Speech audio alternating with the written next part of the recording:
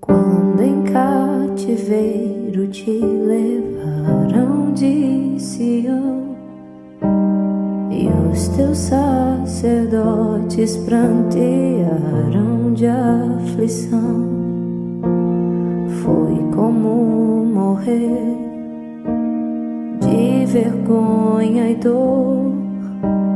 Caminhava triste o povo forte do Senhor a Jerusalém, porque deixastes de adorar o Deus vivo que em tantas batalhas te ajudou.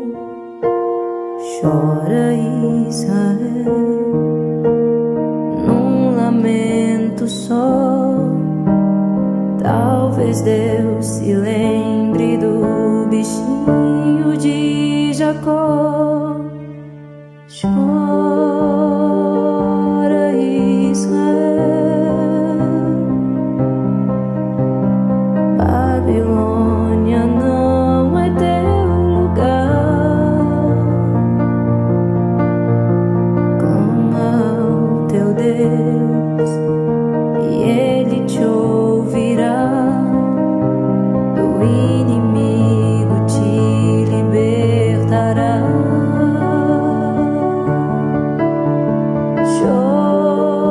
Chora, Israel, Babilônia não é teu lugar. Clama ao teu Deus e Ele te ouvirá. O inimigo te libertará. A Jerusalém, porque deixastes de adorar o Deus vivo que em tantas batalhas te ajudou. Chora, Israel, num lamento só. Talvez Deus se lembre do bichinho de Jacó. Chora, Israel, Babilônia não é teu lugar. Clama ao teu Deus e Ele te ouvirá. O inimigo te libertará. Chora, Israel, Babilônia não é teu lugar. Clama ao teu Deus e Ele te ouvirá. Do inimigo te libertará.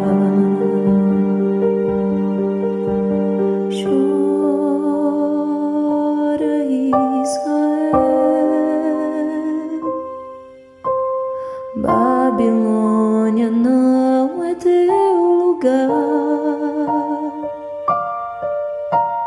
Clama ao teu Deus, Ele te ouvirá. Do inimigo te libertará.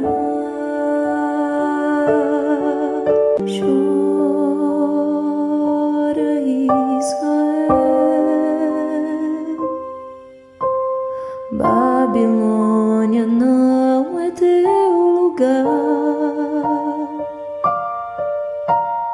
Clama ao teu Deus, Ele te ouvirá. Do inimigo te libertará.